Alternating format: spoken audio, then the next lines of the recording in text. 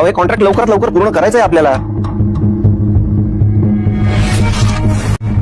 आणि काय डिझाईन पाठवले तुम्ही?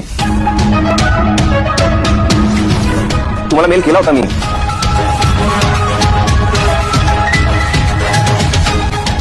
करेक्शन करा ते आणि मला पटकन पाठवा.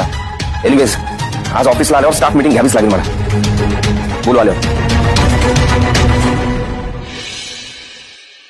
थँक्यू माझं वॉलेट आणून दिल्याबद्दल. अशा वॉर्डरोबमध्ये काय करत होतं तुमचं वॉलेट?